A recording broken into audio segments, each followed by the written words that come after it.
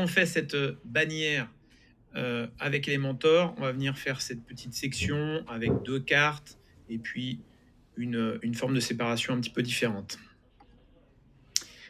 Alors, on va commencer par ajouter ici un container simple, mais je veux que ça aille jusqu'au bout, donc je ne mets pas encadré, je mets pleine largeur. Et je vais aller dans Style pour ajouter un type d'arrière-plan classique, non pas avec une couleur comme celle-ci, mais avec la petite planète pour aller chercher mes couleurs enregistrées. Voilà. Je vais sur les 9 petits points et je rajoute un titre. N'hésitez pas à mettre pause si ça va vite.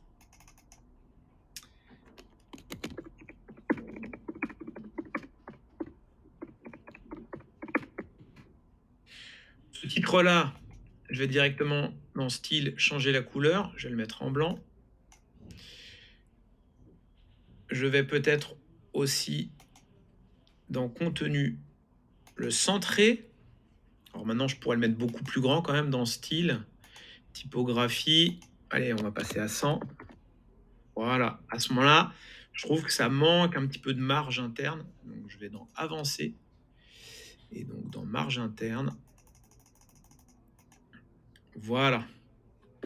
Maintenant, je vais rajouter un autre container, mais cette fois-ci avec 2 colonnes. Même chose, je le passe en pleine largeur et au niveau du style, je mets un arrière-plan de la couleur Montrouge.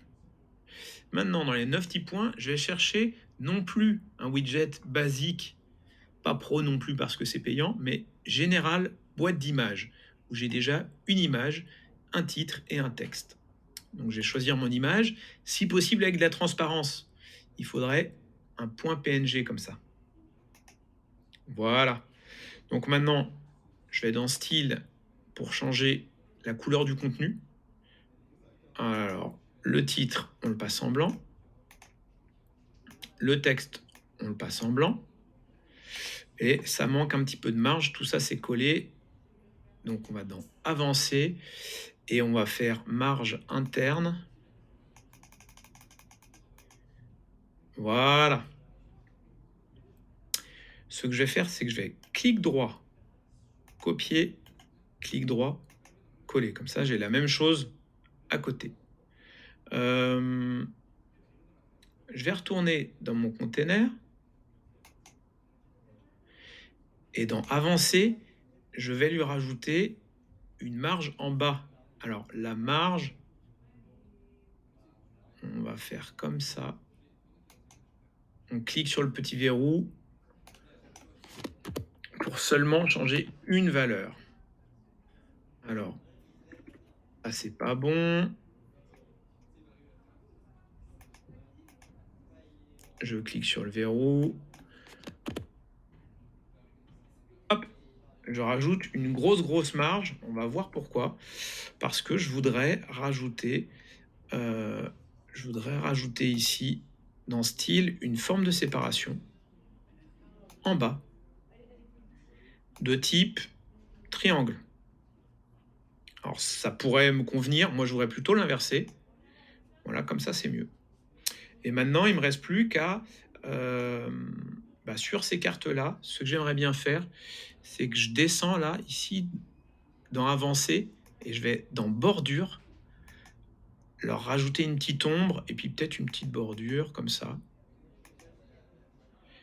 Voilà.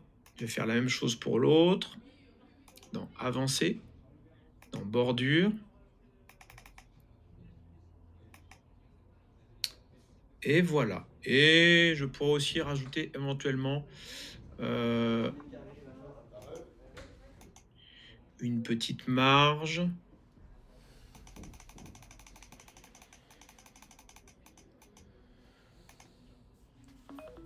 Pour obtenir quelque chose d'un petit peu plus joli. Voilà notre section. La suite dans le prochain épisode.